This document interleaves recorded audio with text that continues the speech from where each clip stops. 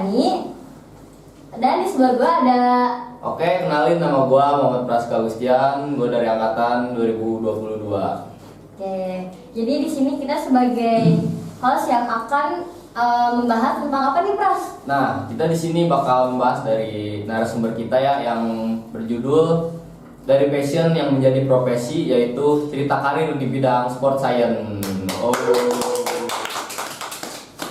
Oke, ngomong-ngomong tentang cerita karir di bidang sport science nih, kebetulan kita ada narasumber yang udah paham banget di bidang sport science, Pras. Gimana kalau kita panggil sekarang aja? Oke, boleh. Oke. Kita panggil aja kali ya. Oke. Kita panggil Kak Arsya. Halo guys, kayak tadi flashback ya, PK Outcast gitu. Soalnya, dulu saya hostnya. Bukan soal host juga, pencetus. Iya benar, pencetus. Jadi dulu kita cerita dulu. Jadi dulu podcast ini kita bikin pertama tuh angkatan gua sama Siraj yang bikin PK Outcast. Jadi semoga kedepannya teman-teman bisa lanjutin. Amin. Oke, sebelumnya nih Kak, boleh diceritain sedikit gak sih tentang latar belakang Kakak sendiri gimana sebelum kerja di Pocari Sport Science tuh? Latar belakang dari kecil kali ya, atau dari kecil. Oke, gue tuh Asia. Gue Asia. Gue Asia. Gugus satu. Flashback lagi, kita mau paku kemarin. Rame. Sama kayak kalian, gue berangkat dari pendidikan kepelatihan olahraga angkatan 2019. Jadi sedikit punya hobi juga olahraga juga sama kayak kalian, cuman bedanya kalian lahir di kota, saya lahir di kampung. Aduh. Merintis. Bener-bener merintis banget ya Kak ya? Merintis. Jadi saya lahir di saya lahir di Garut 20 Mei 2001, beda 2 tahun mungkin dari kalian. 2 tahun ya. 2 sampai 3 tahun. Berangkat dari Garut, kuliah ke UPI tahun 2019, langsung dari SMA langsung kuliah. Udah gitu kuliah sempet ngerasain kuliah offline, terus sempet ngerasain kuliah COVID juga. COVID ya kayak. Jadi saya sedikit iri nih ke kalian tuh, kayak kalian semuanya offline, kok gua ada ininya sih, ada online-nya, ada 1,5 tahun itu ke skip tuh materi tuh. Jadi kayak kalau misalnya kita udah lulus tuh kayak nggak nyari-nyari lagi sendiri, karena kan kalau online kerasa juga kan kalau misalkan di Zoom. Waduh, alarm lagi, sorry guys. Enggak apa-apa. Itu aja. Alarm lagi. Kok alarm jam segini? Tahu kan ya? Berarti aduh. Mau ngelatih kan jam 9? Benar. Dulu alarm lagi guys. Bohong. Alarm tidur itu. Mau masuk kantor. Oke, dari tadi sampai mana tuh? Sampai Corona tadi. Corona offline. Gue iri kalian semua yang offline. Ilmunya kalian dapat semua dari dosen. Mungkin nggak bakal terlalu susah mungkin nanti ngejarnya, tapi gue harus ngejar begitu, harus cari sendiri lagi. Terus lanjut, gue masuk himpunan dan gue bikin kayak gini nih, himpunan kayak gini, kayak mungkin gue bikin podcast apapun itu konten, dan kalian juga mungkin penerusnya dari angkatan 19 ya, angkatan dan selanjutnya gitu. Selanjutnya di samping kuliah itu gue udah ikut sejuk kayak gitu. Apa nih Kak? Sejobnya langsung Iya, boleh. lari kah atau gimana? Oh iya, Melatih kah? sejuknya itu dulu tuh kalau misalkan kalian ada mata kuliah masas. Ya. Oke. Nah dulu masas. Oh, jadi dari masas dulu ya Iya. sebelumnya. Udah berlisensi kah? Apa? Lisensi level 1. Wah, Wah, keren. keren sih. Tapi cuma level 1 doang. Seenggaknya kan ada Iya. lisensi. Ada SIM-nya ya buat masas, Iya. gak malpraktik. Nah, udah gitu sudah masas. Sebelum ke masas, gue tuh hobi cabur gue tuh sepak bola. cuman di semester 1 semester 2 gue ikut UKM, cedera di sana, ditabrak sama kakak tingkat, sama kating, karena orang botak. Aduh. Orang-orang botak kalau kena Masih masa-masa ini Iya. ya perkenalan gitu lah Ya. istilahnya. Lu ngerasain kali ya Wah. kalau misalkan senior udah rambutnya ada panjang, kita botak, Dikasih tahu sedikit, udah. koprak, Gua cedera. tahu nih, gua tahu ya. Gitu. Biasa Kacau kalau sih. udah Nah udah gitu cedera, yang buat gua berhenti sepak bola. Jadi itu cedera MCL meniskus, harus operasi. lumayan parah. Itu harus operasi dan gue sendiri nggak memutuskan untuk operasi karena nggak ada yang bekerja juga. Alhasil kita sebagai manusia harus tetap olahraga, apalagi COVID kan waktu itu tiba lah COVID, alhasil harus tetap olahraga. Setelah itu cari-cari olahraga apa yang cocok nih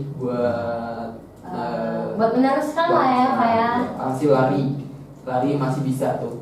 Lari jogging lari dari mulai jarak menengah, jarak pendek tapi jogging ya bukan sprint ya, pendek, menengah, jarak jauh itu dicoba terus-terusan dan hasilnya karena lari impactnya dikit ya dan postur tubuh juga masih kecil kalau dulu jadi ya udah itu jalan dulu sambil kuliah sambil lari terus hobi itu lari kuliah ada mata kuliah massage ikut massage yang tadi diceritain sampai beberapa kali massage terus-terusan massage jadi kayak panggilan wanita bukan wanita panggilan jadi iya panggilan begitu saya massage tuh ini saya massage tuh sempat beberapa kali kayak gitu juga bukan beberapa kali tapi sering ya kalau misalkan massage tuh kayak massage terus-terusan jadi malah dulu tuh brandingnya tuh massage kalau aja tuh apa massage aja tuh massage cuman yang bikin bukan berhenti ya jadi vakum dulu aja buat di massage. Saya sadar kemampuan saya karena kemampuan saya bukan di sana. Jadi kita belajar dari kecil dari kuliah itu olahraga kepelatihan kita dididik untuk jadi pelatih. Jadi pengennya sih linear gitu ya lulus tuh pengen linear jadi pelatih. Iya gitu. Pasti semua yang pelatihan kayaknya pikiran gitu juga. Nah benar kan. Jadi kayak kemarin tuh sejob masa tuh cuman menolongin niatnya tuh nolongin orang sama dapat duit lah ya. Benar butuh banget. Udah gitu kita udah beres massage, sempet beberapa masuk klub tuh sempet nanganin NPCI National Paralympic Committee Indonesia. Jadi paralimpik orang-orang yang hebat semua yang berkebutuhan. Terus udah gitu sebelum itu masuk Persib U20. Persib U20. Cuman waktu itu kendalanya liga dihentikan karena Kanjuruhan itu malah terus setelah itu apa ya? Sempat ke akuatik terapi, cuman sadar kemampuan lagi kan gak sesuai passion. Dulu kan egonya masih tinggi, sesuai passion Gen Z aja, gak sesuai passion keluar aja.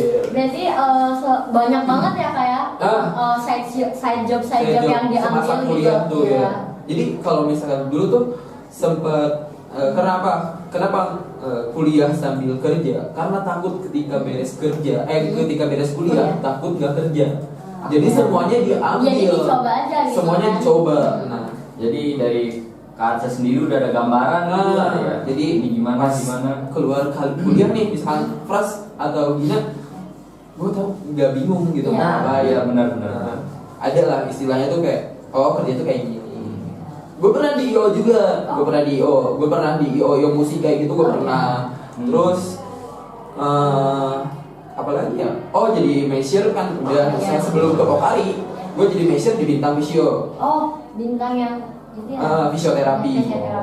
Setelah itu lulus lah kuliah, wisuda, udah beres wisuda.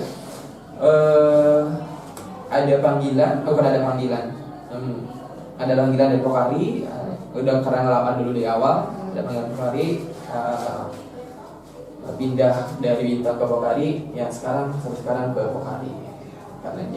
Karena dulu passionnya ke lari, sekarang ada juga kesempatan buat ngelatih di lari gitu. Karena hobi yang dibayar tuh kan emang enak gak? Ya.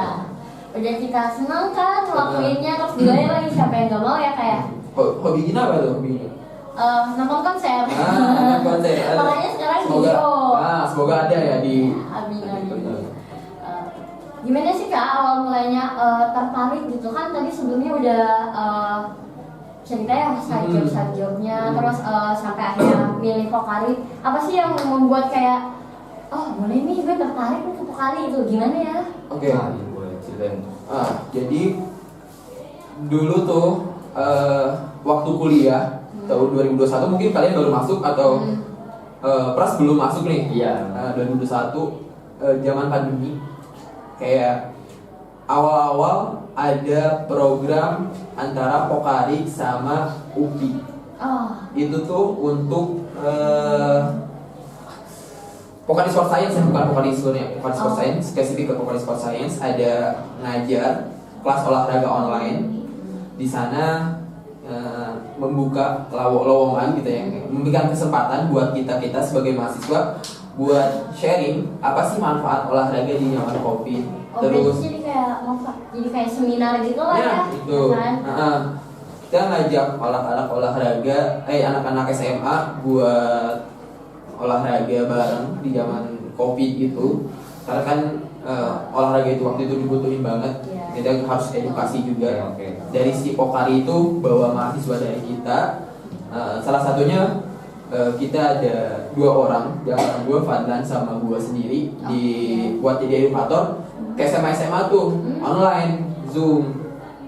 Nah setelah itu di sana tuh mereka mengajarkan apa yang kita gak dapet di kampus, lebih spesifik lagi, lebih mendalam lagi ya. Berarti itu yang ke Aca buat tertarik gitu ya. Udah mencoba ke berbagai SMA juga, berarti udah jadi selain belusukan lah ya. Iya, betul. Kayak pemerintah kalau Beda ini sebagai edukator gitu. Anak-anak. Jadi ya dulu kayak gitu. Terus Pokari mendapatkan saya sendiri mendapatkan kesempatan kayak gitu, kayak dapat ilmunya tuh kayak keren banget gitu. Wah anjir, sport science nih. Meskipun kita jurusan kepelatihan olahraga kan ada ikon ya, iya, tapi betul. mungkin itu deh, anjir ini gua nggak dapet nih di kuliah nih, kayak tentang spesifiknya ke biomekanik tuh kayak gimana, tentang cairan tubuh tuh kayak gimana. Ternyata harus olahraga tuh per sekian menit harus minum, itu nggak dapet kan kita di kuliahan gitu. Kalau zaman saya ya dulu, mungkin ilmu gizinya kita dapat juga karena di sana ada nutrisionis, mungkin tentang penanganan cederanya, mungkin tentang penanganan cederanya kita dapat juga, meskipun kita bukan sebagai praktisinya itu, seenggaknya kita tahu juga kayak gimana. Dasar-dasarnya kita tahu lah ya Kak. Tentang manage olahraganya kayak gimana, kayak anjir, kayaknya ini passion gua nih gitu. Jadi dari situ udah mulai kayak bisa nih jadi passion gitu kan, tertarik banget lah ya. Join juga. Karena sekarang tuh industri olahraga tuh sekarang lagi naik sebenarnya. Kalau misal kita bisa kalau misal kita bisa memanfaatkannya itu. Sayangnya bukan anak-anak olahraga yang memanfaatkan itu. Jadi gue pengen masuk Pokari itu sebagai anak olahraga dan bisa bisa memanfaatkan industri sport science ini. Gitu. Sekarang kita ke pertanyaan selanjutnya ya. Saya mau nanya, buat kualifikasi sendiri itu gampang nggak sih?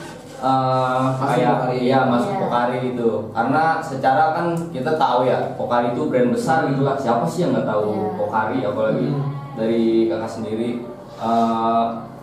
Menjurunya juga ke Pokari Sport Science gitu ya. Dan siapa juga yang nggak pengen kerja gitu. Saya juga kalau dipengen mau lah gitu lah.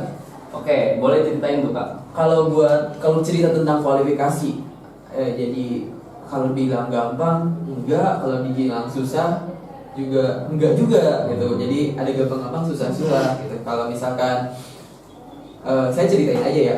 dulu tuh tahapannya tuh kayak gini, masuk ke Link Job Street, ada Link Job Street kayak gitu, isi semuanya persyaratan, semuanya kayak gitu, lalu ada masuk beberapa tes.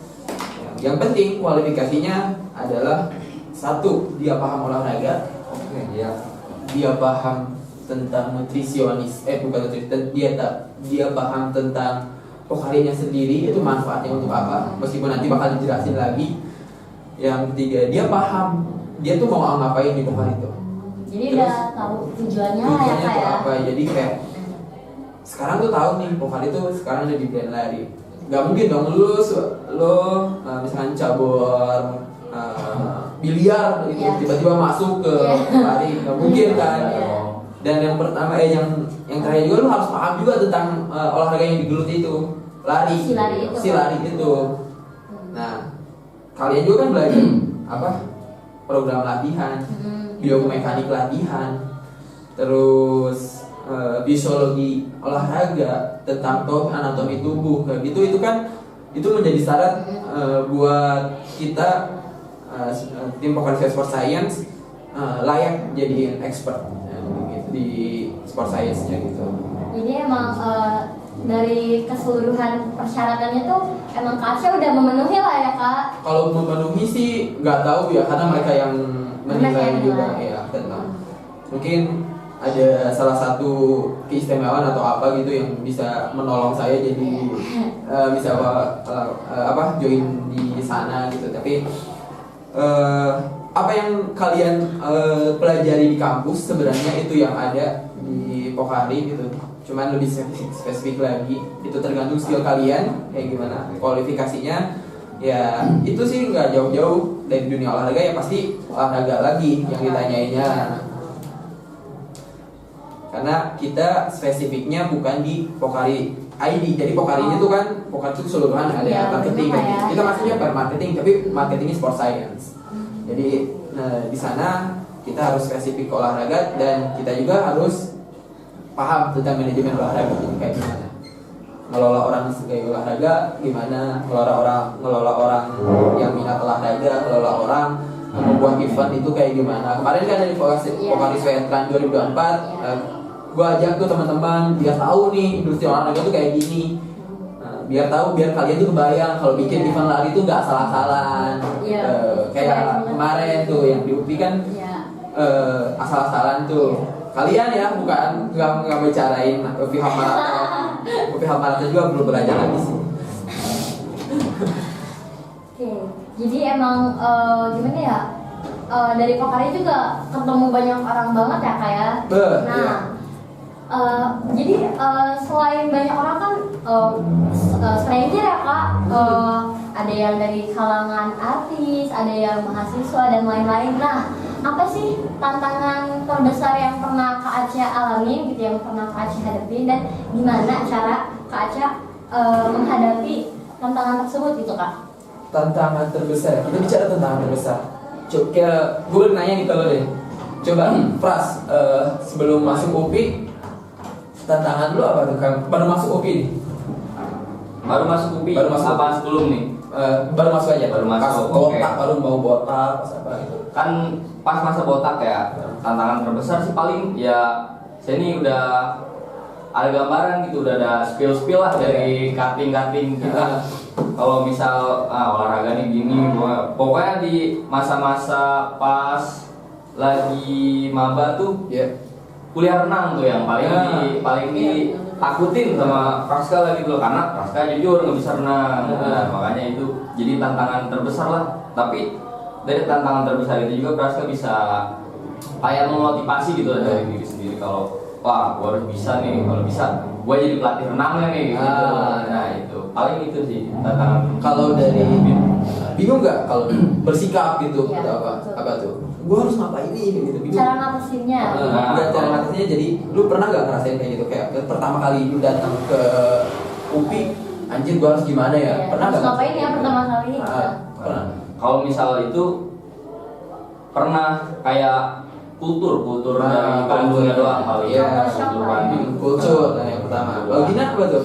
Kalau aku emang aku kan nggak pernah jauh dari orang tua. Terus tiba-tiba ngerantau ke Bandung sendiri, kaget dan nggak ada saudara atau apapun. Jadi benar-benar bingung banget gitu. Dan di situ juga belum terlalu banyak lah ya teman Gina di Bandung. Jadi gimana ya, bisa nggak ya di Bandung sendirian? Mana kan Bandung kota besar ya Kak, sedangkan aku dari Bogor, dari kabupaten yang emang jauh gitu kan. Jadi kayak bisa nggak ya di kota orang, kota besar gitu. Nah, jadi nyambung obrolan kalian berdua nih. Yang pertama kultur sama jauh dari orang tua. Tantangan terbesar bukan tantangan terbesar, cuman ada salah satu hambatan dari itu. Jadi kultur di Jakarta sama di Bandung sama yang sebelumnya gue kerja di Bandung sama di Jakarta itu beda ternyata. Kultur di Jakarta lebih cepat, lebih tanggas, lebih siap sikut-sikutan, lu siap kayak gimana, lu siap cepet, lu nggak bisa lu kerja spare waktu, janjian jam 9 lu datang jam 10 lu nggak bisa, nggak bisa kelar gitu. Jadi kalau penegasan waktunya, cepatnya, nggak basa-basinya dari Jakarta tuh itu. Yang pertama kan di Bandung tuh santai bro. Iya betul. Kan ada kan, kenapa Bandung? Nah, itu kan itu yang bikin nyaman di Bandung tuh. Jadi slow living cenah. Slow living. Jadi di Jakarta tuh nggak bisa kayak gitu. Kita harus sat-sat juga. Karena kita nggak bisa prediksi kedepannya tuh kayak gimana. Kita misalkan kita bicara lalu lintas aja. Biasanya kita berangkat jam 6 sampai kantor jam 9.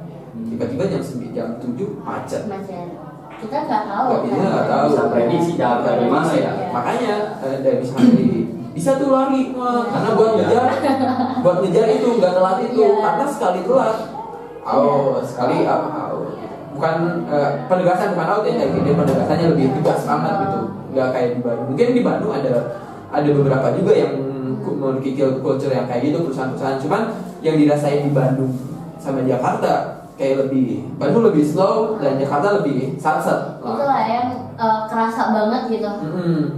Terus tadi nyambung obrolan dari Gina, jauh dari orang tua, mungkin dari sebelumnya juga emang jauh dari orang tua. Kadang gue di Bandung gue nggak pernah tuh nggak balik ke Garut gara-gara gue masas di Lebaran. Gue nggak balik Lebaran, gue masas di kilometer 88. Wah, itu panggilan dadakan atau panggilan dulu tuh dosen kita Parida. Parida tuh, jadi gue tuh dulu kayak seolah-olah orang-orang yang dipilih lah kayak Sya, mau nggak masa Sandiaga Uno katanya sama Pelosa. Pesannya kayak gitu, pesannya. Kita sebut brand nggak apa-apa ya?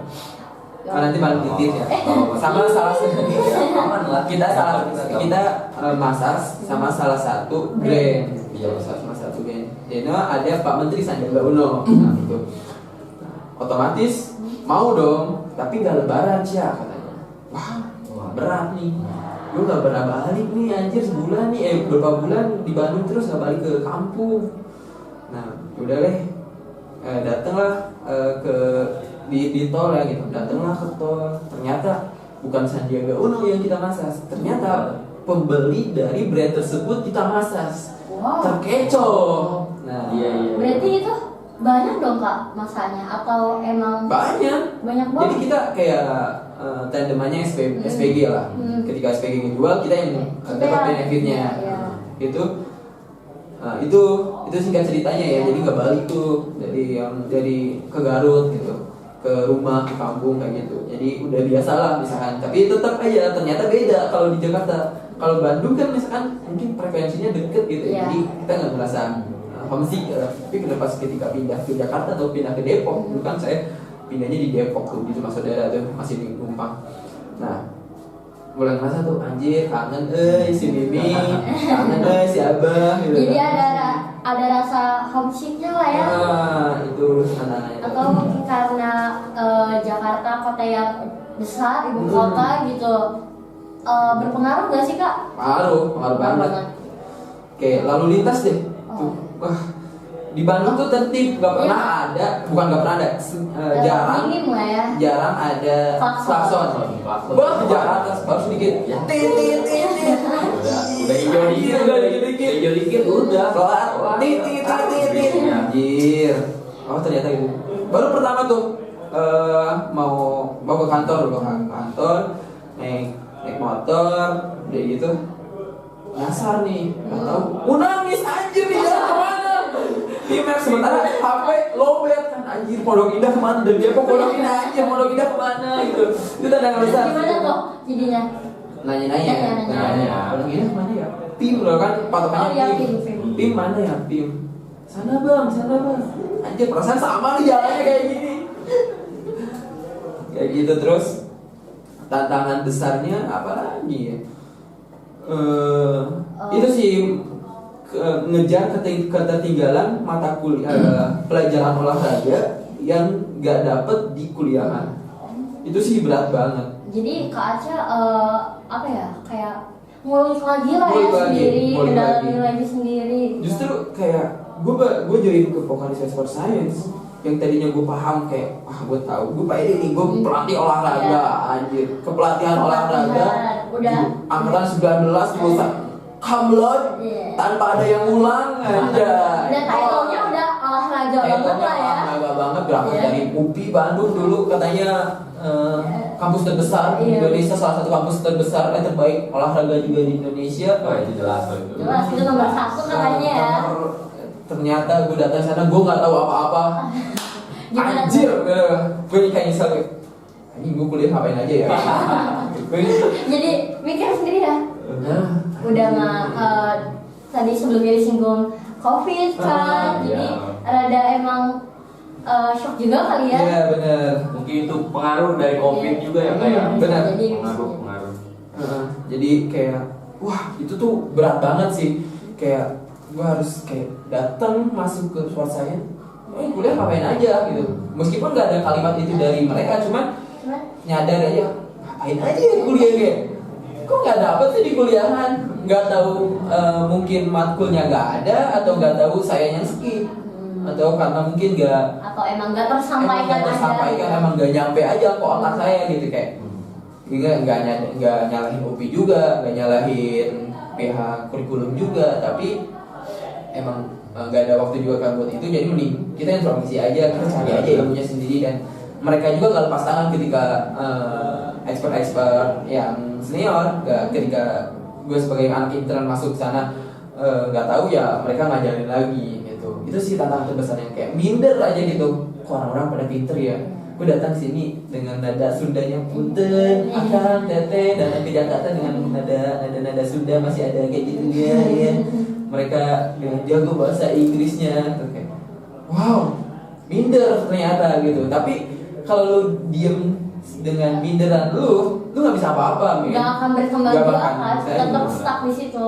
Jadi kalau udah masuk dalam lingkaran itu, daripada lu keluar udah nyebur, mending lu pasang sekalian. Daripada lu keluar dingin juga, mending ya udah pasang sekalian. Jadi duyung lalu di sana. Itu sih tantangan terbesar tuh ya. Berarti Kak Aca di Pokari itu udah berapa lama ya kurang lebih? Belum lama sih sebenarnya, cuman jadi akhir tahun kemarin masuk mungkin ada kurang lebih 1 tahun, kurang 9 bulan 9, 10, 11 lah. Ya kurang lebih mau setahun lah ya Kurang lebih kayak. mau setahun aja. Oke, Udah jadi pengalaman lah istilahnya lah. Ada beberapa pengalaman yang nggak bisa didapatkan di kampus sih sebenarnya. Benar. berarti nah masuk banget nih ke pertanyaan selanjutnya. Setelah bekerja di Pokari gitu, gimana sih pengalaman yang didapetin sama Kak Aca? Suka dan dukanya itu kayak gimana sih? Kak, boleh gak diceritain nih ke kita?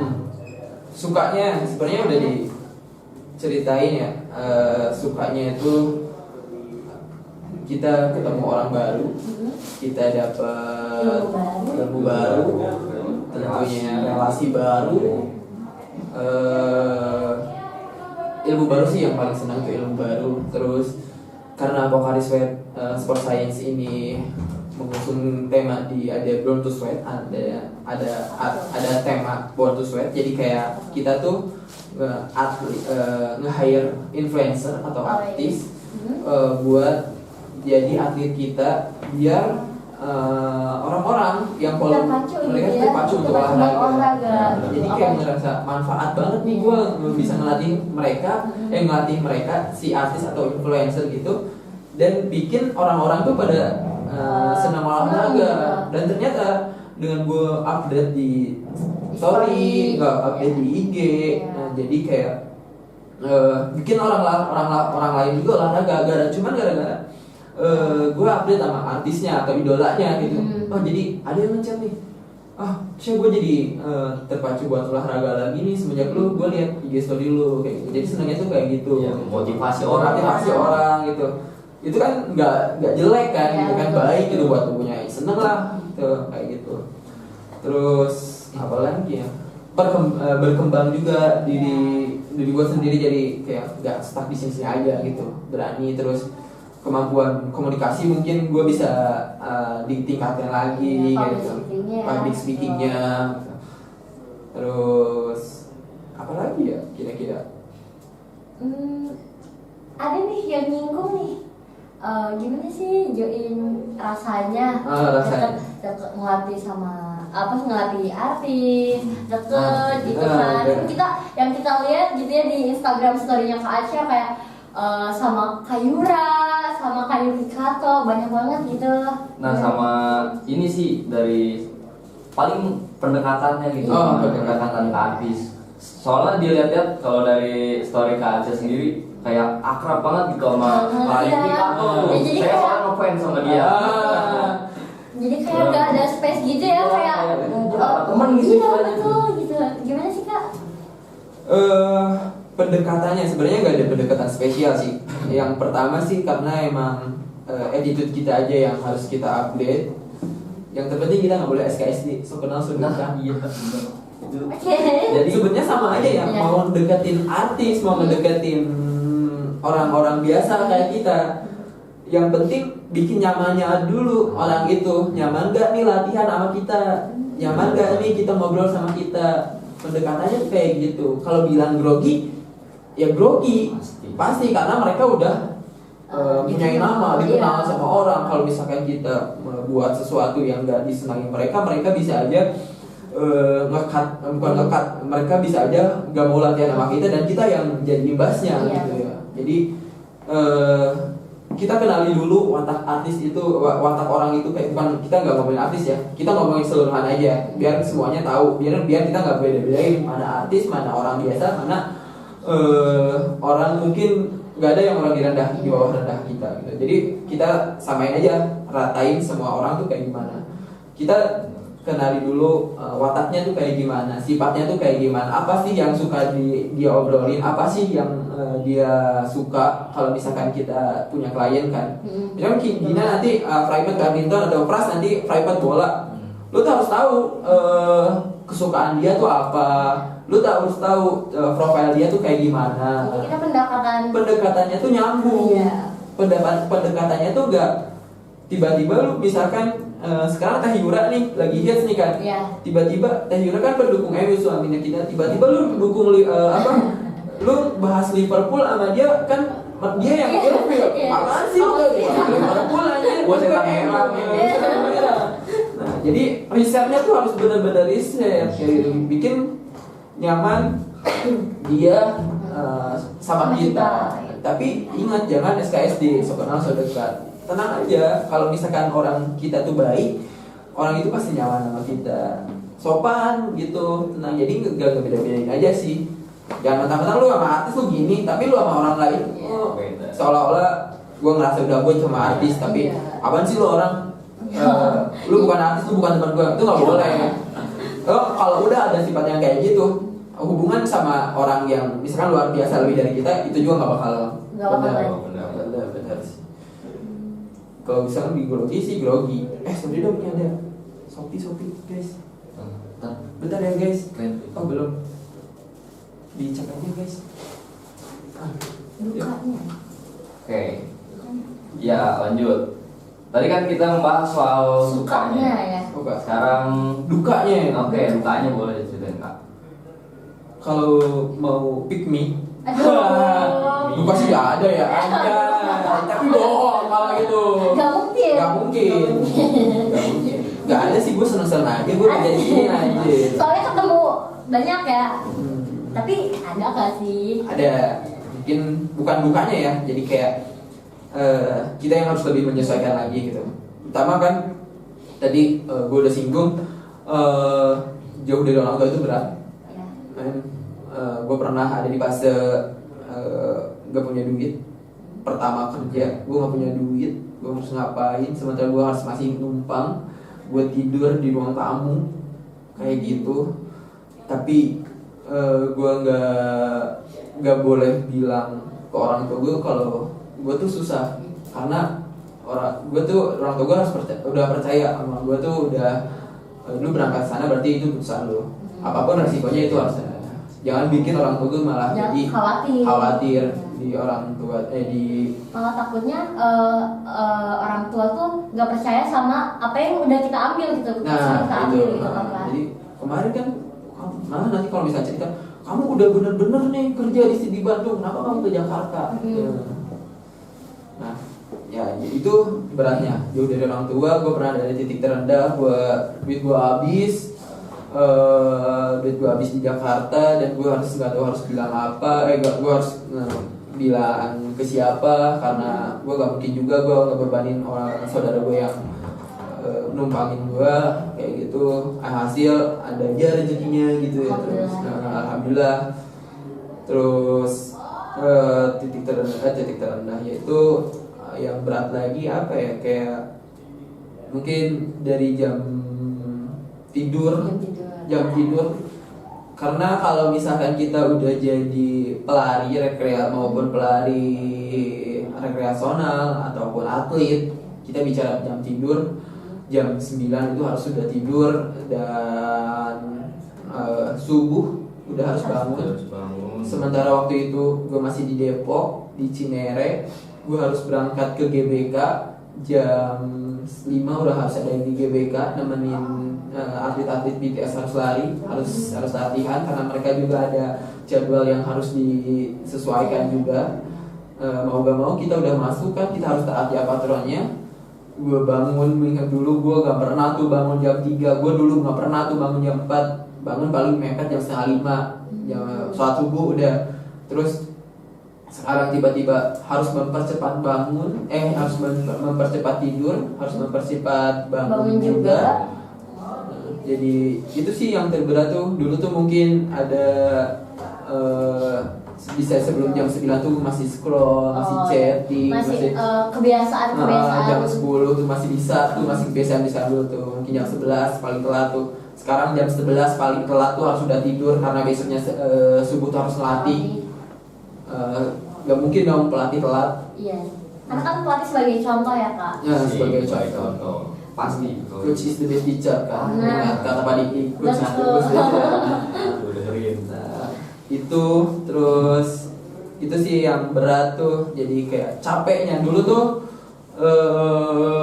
berangkat, karena dulu masih numpang sebelum ngekos ya. Sekarang alhamdulillah ada rezekinya buat ngekos.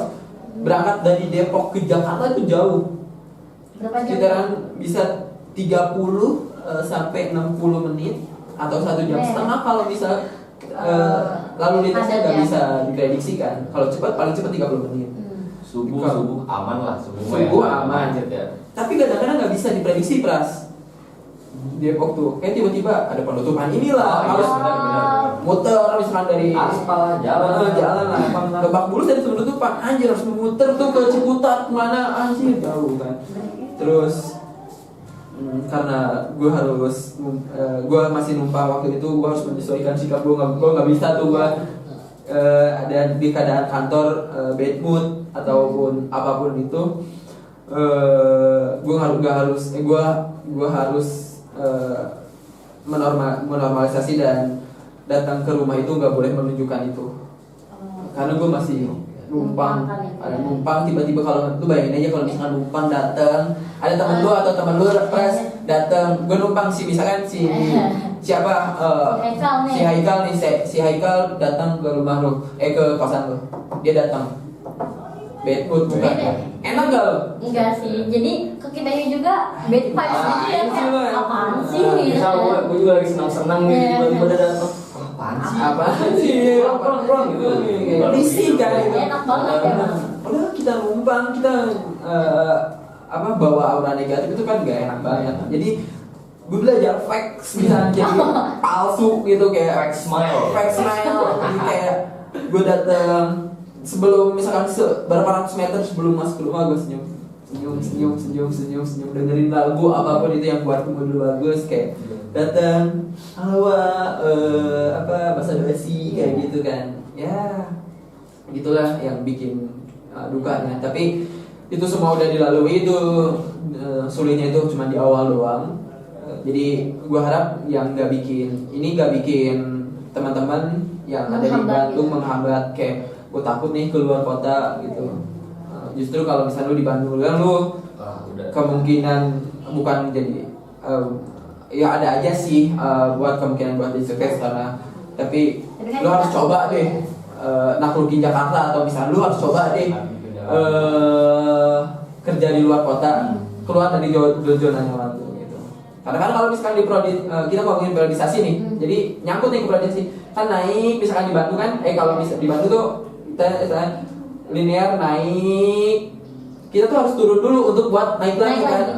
Kan kalau misalkan naik harus turun, naik. Nah turunnya itu harusnya tuh ada di perantauan buat naik ngebusnya lagi. Itu sih prinsipnya. Jadi disambungin ke periodisasi latihan. Jadi di perantauan tuh mulai dari nol ya. Dari lagi. Cuman ketika kita udah ngelakuin, udah bisa ngelewatin, disclaimer dulu, gue juga belum sukses amat kayaknya. Gue masih sana sini naik motor, belum punya rumah ataupun apapun itu. Jadi gue juga masih dalam tahap merintis itu, menggapai itu.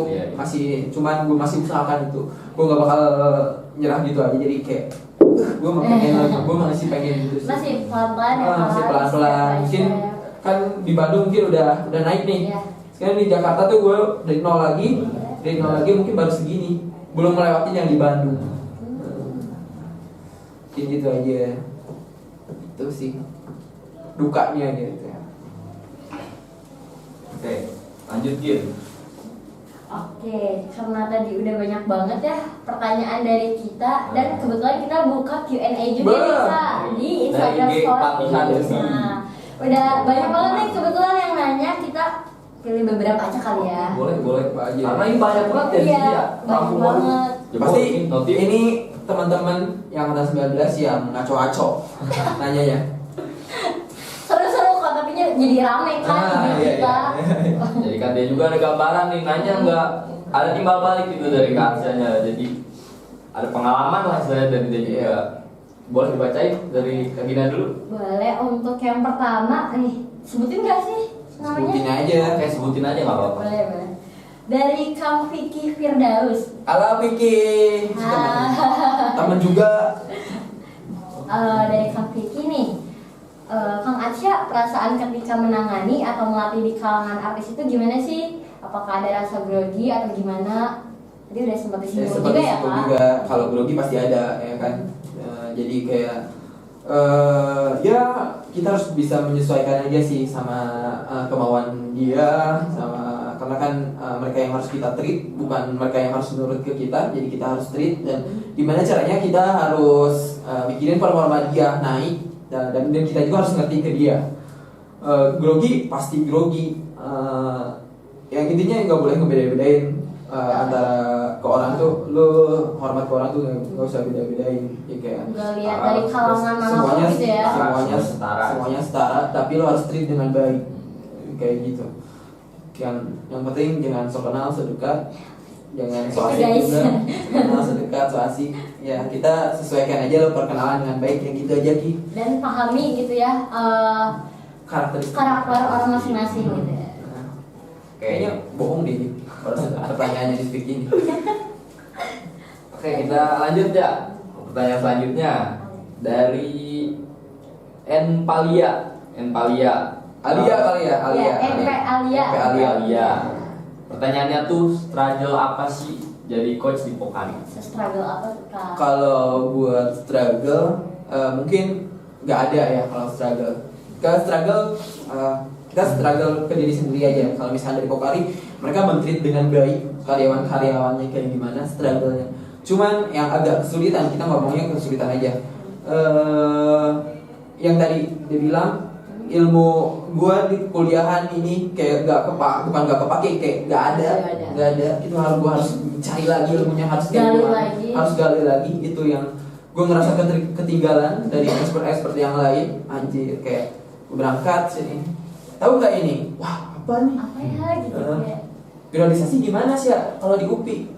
Tes Automation gimana sih kalau di UPI? Pernah pakai alat ini nggak? Pernah pakai alat itu nggak? Anjir, apa ini nama alat ini? Itu sih yang menjadi struggle tuh, kayak gue ngerasa ketinggalan gitu. Kayak gue tuh ngerasa kalau misalkan ego gue tinggi gitu, anjir, kuliah gue ngapain aja sih? UPI ngapain sih yang diajarinya? Terus kalau misalkan egois ya, anjir UPI ngapain sih ini gini ya? Terus kayak jadi ngerambat itu ke semua gitu kan. UPI-nya nyalahin UPI-nya padahal salahnya dari diri kita sendiri itu. Terus struggle-nya tuh itu kayak itu aja sih sebenarnya kayaknya. Kayak ketinggalan aja gitu, ketinggalan ilmu dari. Jadi kita harus ngejar lagi. Kita harus dari nol lagi, kita harus ngejar lagi. Mungkin itu kebodohan gue di masa lalu mungkin ya. Nah, itu bisa jadi pelajaran lah ya. Jadi kalau lu kuliah tuh bener-bener deh kuliah deh.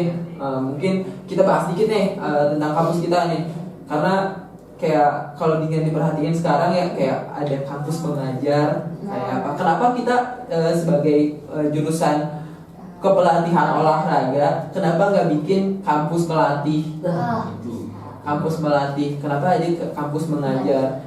Kita dari kecil, dari mahasiswa baru dari Malu diajarkan, dicekoki sama senior, sama dosen apapun. Coach is the best teacher, coach is the best teacher. Di semester 5 lu pada ikut kampus mengajar. Kampus mengajar, PPL. Kenapa nggak fokus ke melatih? Nggak nyalahin kampus mengajarnya, nggak nyalahin itu program pemerintah kan, nggak nyalahin. Tapi sangat disayangkan kenapa kita nggak bikin tandingan yang sama dari itu, karena kita jadi jurusan juga sama, jurusan kepelatihan olahraga. Mungkin kalau misalkan ada dari itu, dari program itu mungkin apa yang kita nggak dapat di kampus tuh dapat di program itu. Jadi sayang banget nih, kayak ya lu bebas aja lu mau kampus mengajar kampus, tapi kayak sayang aja kalau gitu. Apa bedanya sama PJKR? Apa bedanya sama PGSD? Apa bedanya sama PGSD? Jadi teman-teman gue banyak juga yang ikut kampus mengajar kayak gitu. Setelah ini mungkin ada yang setelah lulus mungkin ada yang jadi ikut guru. PPG kayak gitu. Cuman kalau misal dari kuliahnya kita udah pupuk jadi pelatih, karena gue nggak ngerasa gue jadi pupuk jadi pelatih kok di PKO ini. Kayak ngapain aja, kayak gue mempelajari olahraga cuma mempelajari doang, gak diajarin ngelatihnya. Coba kalau misalkan ada kampus mengajar atau magang itu lebih diawasi, lebih dibagusin lagi kurikulumnya, mungkin kita mencetak banyak pelatih itu banyak. Karena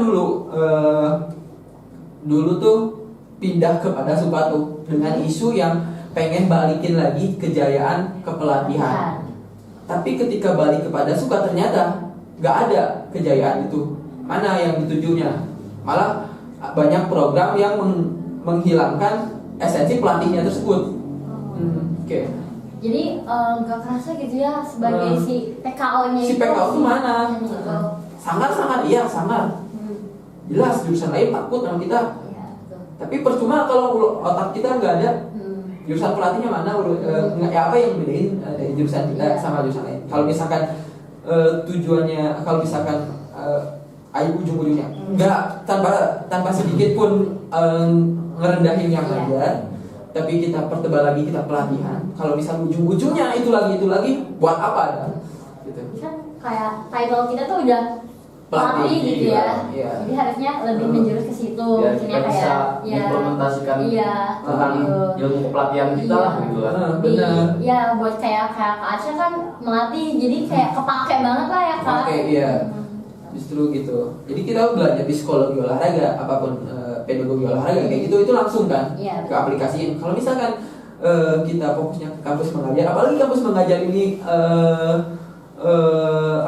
ngerambat ke semua, jadi bisa dikonversi mata kuliah yang padahal itu penting buat pelatih. Jadi fokusnya mengajar, jadi sayang banget gitu. Jadi marwah kepelatihannya tuh sekarang hampir hilang guys. Jadi tolong buat teman-teman yang masih di kepelatihan, tolong minat pelatihnya masih ada, ngajar nggak masalah ngajar, cuman tolong lebih tingginya minat pelatih gitu.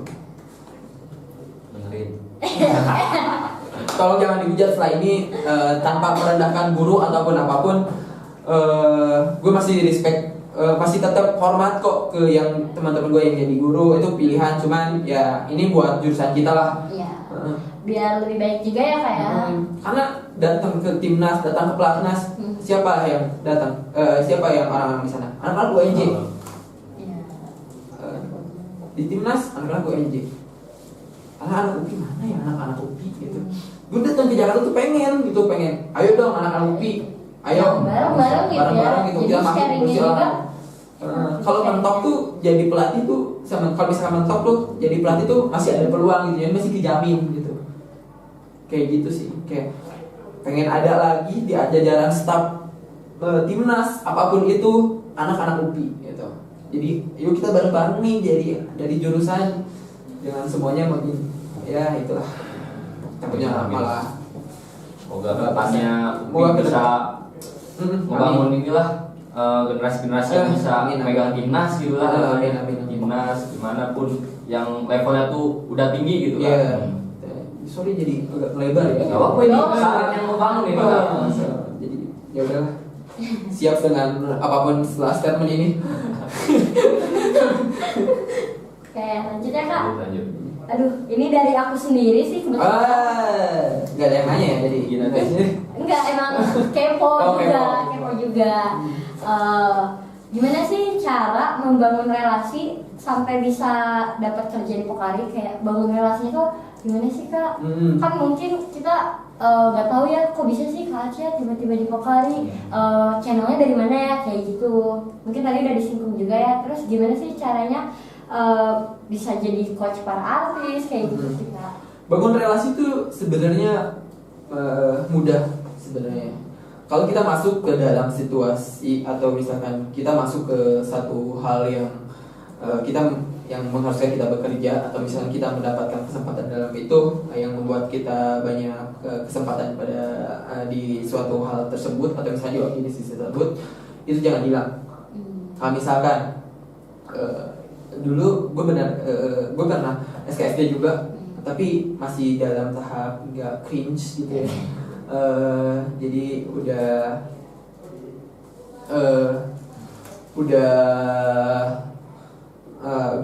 ada kontaknya ataupun apapun orang itu, jangan sampai lu ngikut gengsi apapun itu, jadi kayak masih sholat, masih tanya-tanya kayak gimana. Apalagi ada orang yang dituju, misalkan Pras, kenal gak sama gue sekarang?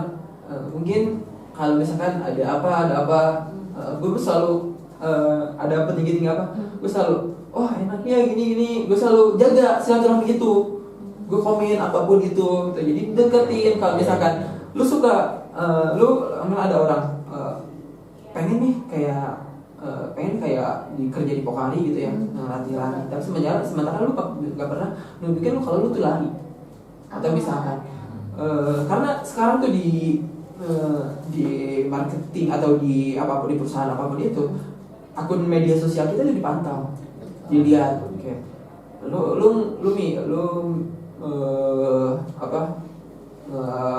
nge-apply jadi kayak nge-apply jadi pelatih atau mungkin nge-apply jadi apapun itu dengan sesuai itu, tapi gue tuh gak ada brandingan di sana. Jadi branding itu penting. Portofolionya nggak ada. Portofolionya nggak ada. Ya gimana mau menerima orang itu nanti salah alamat kayak gitu. Ya itu sih intinya sih jaga silaturahmi ketika kita udah masuk ke satu perkumpulan atau satu organisasi yang membuat kita akan ada kesempatan ke depannya gitu.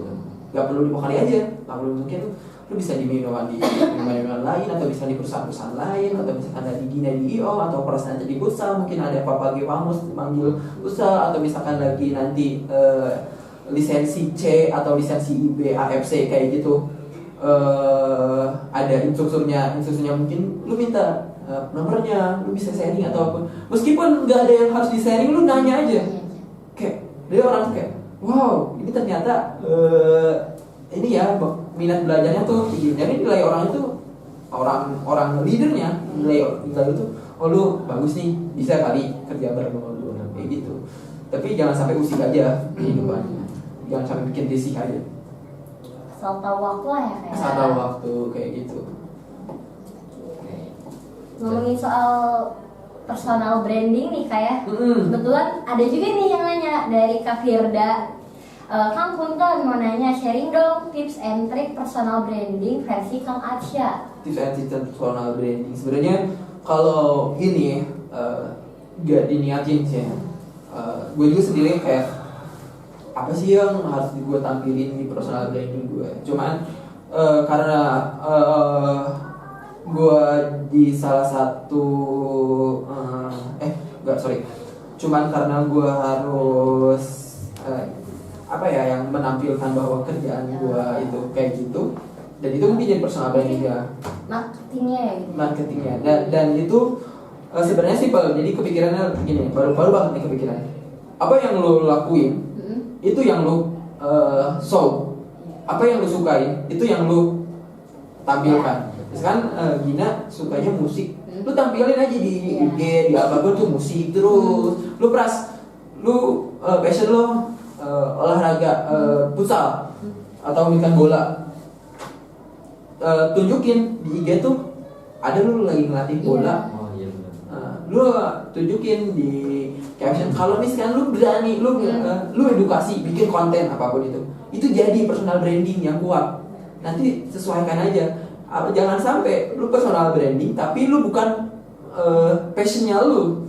Iya, susah juga sih Atau bukan pekerjaan lu, nanti bingung lagi. Itu bisa-bisa aja, cuman lu risetnya tuh susah lagi, kayak lu gak bisa nikmatin juga kayak gitu.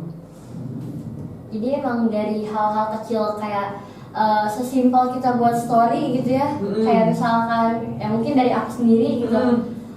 Ya gitu lah, jadi brandingan orang tuh, oh jadi kenal nih, mungkin dari Kak Atsya, oh Atsya yang suka lari, oh Gina yang ini yang suka jualan tiket konser, gitu kali, oh ini Praska yang futsal atau lari kayak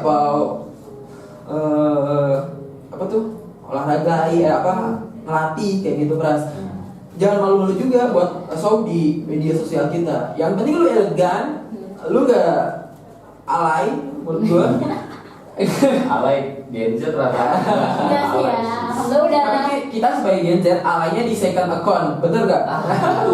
Betul kan. Jadi JJ-nya di second account. JJ-nya di second account kan. Jadi ya akun pertama kita usahakan untuk brandingan kita, untuk mungkin itu bisa jadi kerjaan kita. Lu mau ngelakuin kayak gitu, lu mau ke JJ, mau share TikTok, apapun itu lu second account silahkan teman-teman lu. Tapi di first account itu brandingan kita aja gitu, apa yang kita suka, apa yang kita gunain sosial media kita dengan baik dan benar. Kita kan kominfo berarti. Kominfo. Masa kominfo lu update lu cuma satu doang itu 2017. Aduh. Nyindir. Gak pernah lu update IG story atau apapun gitu. Cuma itu pilihan sih, itu pilihan. Cuman kalau lu pengen dikenal sebagai lu sendiri, itu lu tunjukin. Lu mau di media sosial, lu mau di secara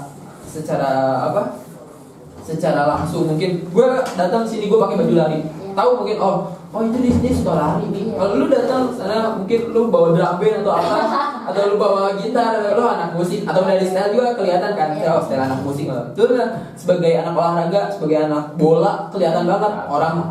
Orang suka bola tuh dari style, dari jalan, dari betisnya tuh gede-gede bos.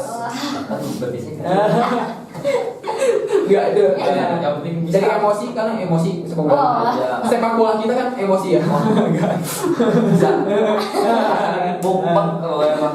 Nah, jadi personal branding itu kita gak melulu di sosmed, dari penampilan kita, dari apa yang kita obrolkan, dari apa yang kita cari juga itu masuk ke personal branding.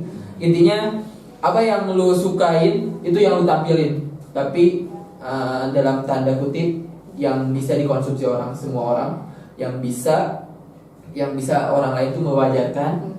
Dan mungkin lu kalau misalkan lu suka di dunia malam atau dunia apa, lu gak perlu diliatin aja. Karena mungkin takut ngerusak image lu juga. Atau misalkan lu suka jajan, pijet ataupun apapun gitu, lu nggak perlu ditampilin juga gitu. Jadi yang bijak aja, bijak aja. Ya itu tergantung pilihan sih. Itu saran dari gue ya udah. Oke, ini kita udah berapa ya nih? Ngerasa nih udah sejam sih. Ya kalau misalkan 40 menit lu salah ya. Emang soal tentang sport science itu luas lah. Luas makanya kita dan narasumber kita juga hebat gitu kan. Wah, udah bukan hebat doyan ngomong doang sih. Yang penting sekarang tuh PKK. Apa tuh? Permainan kata. Aduh. Lu bisa ngomong kemarin deh. Kalau lu bisa ngomong, lu nguasain dunia. Ya. Lu bisa tipu, bisa apa kan kalau bisa ngomong. Jadi serem ya kayak. Ya, akhir. Mungkin segitu aja kali ya dari episode kita kali ini. Makasih banyak buat Kak Aca udah nyempetin hadir di podcast kita. Itu kalian loh. Datang dari jam 9 ya, datang jam 10. Aduh, maaf. Maaf banget ya. Karena ada teknis ini. Teknis. Gak apa-apa. Wajar. Anak kominfo kan dulu saya anak kominfo juga. Iya. Merasakan ya kayak? Merasakan. Tapi gak sampai latih sejam juga. Bercanda. Kalau stand up itu ini rollback itu. Stand up tuh. Buat jadi evaluasi. Gak apa-apa, santai aja. Oke, gak kerasa banget ya, kita udah kurang lebih sejam ya ngobrol banyak sama Kak Aca. Makasih juga udah nyempetin waktunya meluangkan kesini dari jauh-jauh lah, dari Jakarta gitu. Udah sibuk banget padahal, tapi bisa meluangkan gitu buat adik-adiknya gitu untuk memberikan sebuah motivasi gitu, gimana di Pokari, gimana di bidang sport science. Apa yang bisa di-sharing bisa lah diusahakan. Gimana nih pesan buat kita lah ya sebagai penerus Kang Aca nantinya, buat Kominfo juga. Malu ya kalau misalkan disebut penerus, karena gue juga belum terlalu baik-baik banget nih ke orang ini. Kayak lu mau nerusin gue, lu nggak tahu kan buruknya gue kayak gimana. Kan kita ambil yang baik-baiknya ya Kak. Kita ambil yang baik. Kita ambil aja yang baiknya ya. Kayak pesan buat kalian, terusin aja ini program ini. Kalau bisa ditambah, kalau improve. Ini bagus buat kalian juga. Skill kalian ini pasti diasah tentang hal ini. Gak melulu tentang olahraga yang kita bahas tadi. Gak melulu tentang apapun itu, melatih atau mengajar. Jadi kalau misalkan lu gabung Kominfo ini kayak buat skill lu nambah, dari mulai kan lu nggak gaptek, mungkin lu bisa di kerjaan nanti lu bisa buat konten ataupun apapun itu. Jadi ini manfaat banget, jadi terusin apapun yang dibuat dari angkatan kita, di angkatan kemarin angkatan senior itu terusin atau perlu diimprove. Kalau misalkan lu perlu sewa studio nggak apa-apa. Tapi ini udah gebrakan bagus dari teman-teman semua. Jadi kayak sekarang ada studio. Dulu zaman gue boro-boro dulu pakai HP men, kayak aduh anjir. Ini ada gebrakan bagus dari angkatan 21 sama 22. Jadi jangan ragu lagi, nanti 22 mungkin teman-teman diimprove lagi. Jangan sampai kalau setelah ini adalah kemunduran dari segi desain, dari segi apapun itu malah jadi mundur. Itu jangan sampai, karena tiap tahun semakin lama itu seharusnya udah makin harus bagus lagi. Amin. Jadi gitu buat teman-teman, thank you banget udah dengerin kita ngobrol ngalor ngidul ya. Mungkin kalau misalkan ada salah kata dari gue minta maaf. Silahkan dibawa yang baik dan lupakan yang buruk-buruk, mungkin dinilai buruknya gitu ya. Nggak ada tendensi apapun, mungkin ada kata-kata yang merendahkan atau apa, nggak ada tendensi buat merendahkan apapun. Di sini gue berjujur demi kebaikan kita sama-sama, demi kemajuan kita lah gitu ya. Apa tuh ini? Jadi thank you banget Pras, Pras Teguh. Iya. Komedian. Dan thank you banget Pras sama Gina udah nyempetin sama teman-teman Kominfo juga, tepuk tangan dulu. Udah nyempetin datang sini. Kebalik dong ya. Udah ngundang saya sebagai narasumber. Mungkin kalau bintang tamu karena bintangnya belum kecapai, belum jadi bintang. Mungkin jadi tamu aja. Thank you banget. Semoga kalian sehat selalu. Amin. Dan apa yang dikatakan oleh saya, titip olahraga, pelatih. And coach is the best teacher. Thank you semua. Oke. Guys. Kepelatihan Jaya.